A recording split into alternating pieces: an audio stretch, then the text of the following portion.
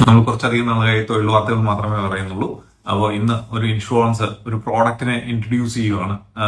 HDFC health ഇൻഷുറൻസിന്റെ Optima secure plus എന്ന് പറയുന്ന പ്ലാനാണ് നമ്മൾ ഇന്ന് സംസാരിക്കുന്നത്.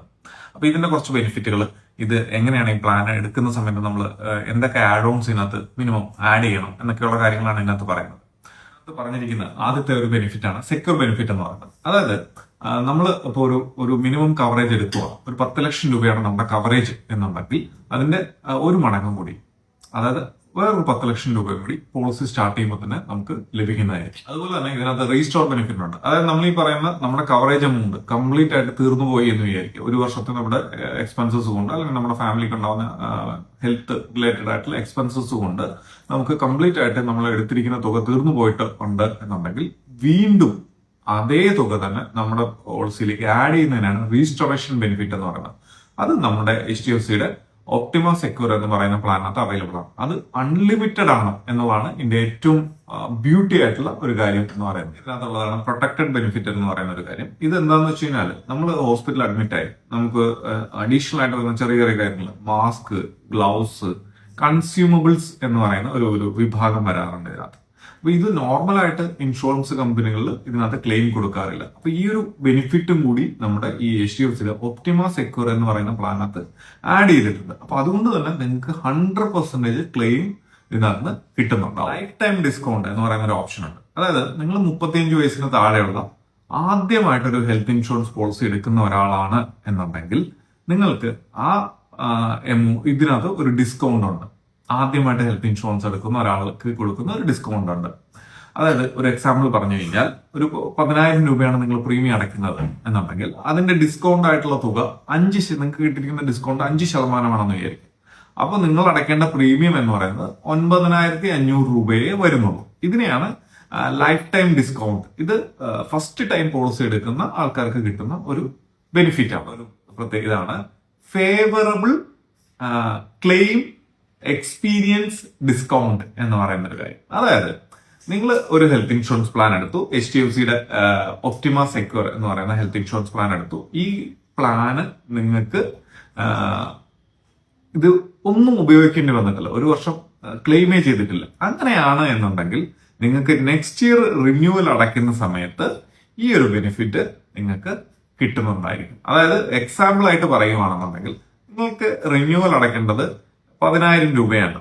പക്ഷെ ആ വർഷം നിങ്ങൾക്ക് ഈ പറയുന്ന ഫേവറബിൾ ക്ലെയിം എക്സ്പീരിയൻസ് ഡിസ്കൗണ്ട് ആയിട്ട് 10% തന്നിട്ടുണ്ട് എന്നുണ്ടെങ്കിൽ നിങ്ങൾ അടയ്ക്കേണ്ട തുക എന്ന് പറയുന്നത് 9,000 മാത്രമായിരിക്കും. അതിനകത്തുള്ള വെയിറ്റിംഗ് പീരീഡ് എന്ന് പറയുന്നത് 30 ദിവസമാണ്. ഇത് ആക്സിഡന്റ് കേസുകൾക്ക് ഒഴിവാക്കിയിട്ടുള്ള ഒരു കാര്യം. ആക്സിഡന്റ് കേസ് ഉണ്ടെങ്കിൽ ഇമീഡിയറ്റ് ആയിട്ട് തന്നെ ക്ലെയിം പോളിസി എടുത്ത് ലോഗിൻ ചെയ്ത് ഇഷ്യൂവൻസ് ആയി കഴിഞ്ഞാൽ അപ്പൊ തൊട്ട് നമുക്ക് ഉപയോഗിക്കാൻ പറ്റും.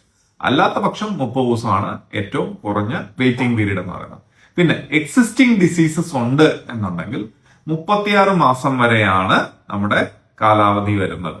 ആ വെയിറ്റിംഗ് പീരീഡ് അതിനുശേഷം മാത്രമേ എക്സിസ്റ്റിംഗ് ആയിട്ടുള്ള ഡിസീസുകൾ വന്ന് അസുഖത്തിന് വേണ്ടിയിട്ട് ഹോസ്പിറ്റൽ അഡ്മിറ്റ് ആയി കഴിഞ്ഞാൽ നമുക്ക് ക്ലെയിം ചെയ്യാൻ, ഈ പ്ലാൻ ക്ലെയിം ചെയ്യാൻ സാധിക്കുന്നത്. നമ്മൾ HDFCയുടെ ഒപ്റ്റിമ സെക്യൂർ എന്ന് പറയുന്ന പ്ലാൻ എടുക്കുമ്പോൾ നമുക്ക് കുറച്ച് ആഡ് ഓൺസും കൂടി ആഡ് ചെയ്യാൻ സാധിക്കും. അത് എന്തൊക്കെയാണെന്ന് ഞാൻ പറയാം. ഒന്ന്, ക്രിട്ടിക്കൽ ഇൽനസ് ബെനിഫിറ്റ്. അതായത് ക്രോണിക് ആയിട്ട് മരണം വരെ സംഭവിക്കാൻ സാധ്യതയുള്ള അസുഖങ്ങൾ വന്നു കഴിഞ്ഞാൽ അതിൽ വരുന്ന ഒരു എമൗണ്ട് നമുക്ക് അതിന് വേണ്ടിയിട്ട് ട്രീറ്റ്മെന്റിന് വേണ്ടിയിട്ടുള്ള ഒരു എമൗണ്ട് നമുക്ക് എക്സ്ട്രാ ആയിട്ട് നമുക്ക് ആഡ് ചെയ്യാൻ പറ്റും. അതിൽ എക്സ്ട്രാ റൈഡറാണ്, എക്സ്ട്രാ ആഡ് ചെയ്തെങ്കിൽ മാത്രമേ അത് കിട്ടത്തുള്ളൂ. പിന്നെ ഹോസ്പിറ്റൽ ക്യാഷ് ബെനിഫിറ്റ്. ഇപ്പോൾ നമ്മൾ നേരത്തെ ചെയ്ത വീഡിയോകളിലൊക്കെ ഇങ്ങനെയുള്ള ബെനിഫിറ്റുകളെ കുറിച്ചൊക്കെ ഞാൻ പറഞ്ഞിട്ടുണ്ട്. പക്ഷെ ഇത് ഈ പ്ലാനിനകത്ത് ആഡ് ചെയ്തെടുക്കാൻ പറ്റുന്നതാണ്. അതായത് നമ്മൾ ഹോസ്പിറ്റലിൽ നിൽക്കുന്നു, നമുക്ക് മെഡിസിൻസിനും ട്രീറ്റ്മെന്റിനും വേണ്ടിയിട്ടുള്ള കാര്യങ്ങൾ രോഗിക്ക് കിട്ടുന്നുണ്ടാവും. പക്ഷെ ഇതിന്റെ ഒരു ബൈസ്റ്റാൻഡർ അവിടെ നിൽക്കുന്നുണ്ടാവും. അദ്ദേഹം ചിലപ്പോൾ ആ റൂമിലോ അല്ലെങ്കിൽ വെളിയിലോ ആയിരിക്കാം താമസിക്കുന്നുണ്ടാവും. അപ്പൊ നമുക്കൊരു എക്സ്ട്രാ എമൗണ്ട് വരുന്നുണ്ടാവും. ഇപ്പൊ ഒരു 2,000 രൂപ വരുന്നു അല്ലെങ്കിൽ 3,000 രൂപ വരുന്നു എന്ന് വിചാരിക്കാം. ആ തുക നമുക്ക് ഈ ബെനിഫിറ്റ് ഉണ്ട് എന്നുണ്ടെങ്കിൽ നമുക്ക് എക്സ്ട്രാ ആയിട്ട് കിട്ടും. ഇപ്പൊ ഒരു 2,000 രൂപയാണ് നമ്മൾ എടുത്തിരിക്കുന്നത്, ഒരു 5 ദിവസം നിന്ന് 10,000 രൂപ നമുക്ക് എക്സ്ട്രാ ആയിട്ട് നമുക്ക് കിട്ടുന്നുണ്ടാവും. അപ്പൊ അതിന് വേണ്ടിയിട്ടുള്ള ഹോസ്പിറ്റൽ ക്യാഷ് ബെനിഫിറ്റ് എന്ന് പറയുന്ന റൈഡർ. ഇത് എക്സ്ട്രാ പേയ്മെന്റ് കൊടുത്ത് ആഡ് ചെയ്യേണ്ട കാര്യമാണ്. പേഴ്സണൽ ആക്സിഡന്റ് റൈഡർ എന്ന് പറയും. അതായത് ഇപ്പൊ നമുക്ക് ആക്സിഡന്റ് സംഭവിച്ചു, നമ്മൾ ഹോസ്പിറ്റലിൽ അഡ്മിറ്റ് ആയി, നമ്മുടെ ട്രീറ്റ്മെന്റിന് വേണ്ടിയിട്ടുള്ള പൈസ കിട്ടി. പക്ഷെ ചിലപ്പോൾ ഈ ആക്സിഡന്റ് കഴിയുമ്പോൾ രണ്ട് കാര്യങ്ങൾ സംഭവിക്കാം. ഒന്ന്, ചിലപ്പോൾ ആക്സിഡന്റ് കഴിഞ്ഞിട്ടുള്ള ആൾക്കാർക്ക് മരണം സംഭവിക്കാം, അല്ലെങ്കിൽ ഡിസേബിലിറ്റി സംഭവിക്കാം. അപ്പോ അങ്ങനെ ഒരു കേസിലാണ് എന്നുണ്ടെങ്കിൽ, ഈ ഇതുണ്ട് എന്നുണ്ടെങ്കിൽ ഇതിനകത്ത് 20 ലക്ഷം രൂപ വരെ നമുക്ക് ആഡ് ചെയ്യാൻ സാധിക്കും. അപ്പൊ അങ്ങനെ ഒരു ഇത് സംഭവിക്കുകയാണെങ്കിൽ ഈ എടുത്തിരിക്കുന്ന പോളിസി ഹോൾഡർക്ക് ആ കമ്പനി 20 ലക്ഷം രൂപയുടെ വരെ എടുത്തിരിക്കുന്ന തുക എത്രയാണോ അത്രയും തന്നെ നമുക്ക് ആക്സിഡന്റൽ ബെനിഫിറ്റ് ആയിട്ട് കൊടുക്കുന്നുണ്ടാവും. അപ്പൊ അല്ല ഇതുമൂലം അദ്ദേഹം ഇപ്പൊ ആക്സിഡന്റ് സംഭവിച്ചു, കോമയിൽ കിടന്നു, അപ്പോഴും ഈ പറയുന്ന ബെനിഫിറ്റ് കസ്റ്റമർക്ക് കിട്ടുന്നുണ്ടാവും. അല്ലെങ്കിൽ ഏതെങ്കിലും ഇത് നടു തളർന്നു പോയി, അല്ലെങ്കിൽ അങ്ങനെ അതുമായിട്ട് ആക്സിഡന്റുമായിട്ട് ബന്ധപ്പെട്ടുണ്ടാവുന്ന എന്ത് കാര്യങ്ങൾക്കും എന്ത് കിട്ടുന്നുണ്ടാവും, ഈ പറയുന്ന റൈഡർ ആഡ് ചെയ്തിട്ടുണ്ടെങ്കിൽ കസ്റ്റമർക്ക് ബെനിഫിറ്റ് കിട്ടുന്നുണ്ടാവും. ഒരു ബെനിഫിറ്റ് ആണ് ക്രോണിക് കെയർ എന്ന് പറയുന്ന ബെനിഫിറ്റ്. ഇത് ലോങ് ടേം ട്രീറ്റ്മെന്റ് ആവശ്യം വരുന്ന അസുഖങ്ങൾക്ക് വരാൻ സാധ്യതയുണ്ട്. പാരമ്പര്യമായിട്ടുള്ള ആൾക്കാരൊക്കെ ഉണ്ടെങ്കിൽ ഇതും കൂടി എടുത്തു വയ്ക്കുന്നത് ഏറ്റവും നല്ലതാണ്. ഇത് ലോങ് ടേമിലേക്ക് ട്രീറ്റ്മെന്റിനെ ഹെൽപ്പ് ചെയ്യുന്ന രീതിയിലുള്ള ഒരു പേയ്മെന്റ് കമ്പനി തരുന്ന ഒരു പ്ലാൻ. എടുക്കാവുന്ന ഒരു എക്സ്ട്രാ റൈഡറാണ് ഒപ്റ്റിമ വെൽബീയിങ് എന്ന് പറയുന്നത്. ഇതിനകത്ത് ഹെൽത്ത് ചെക്കപ്പ് ഉണ്ടാവും, ഡോക്ടർ കൺസൾട്ടേഷൻസ് അവൈലബിൾ ആയിട്ടുണ്ടാവും,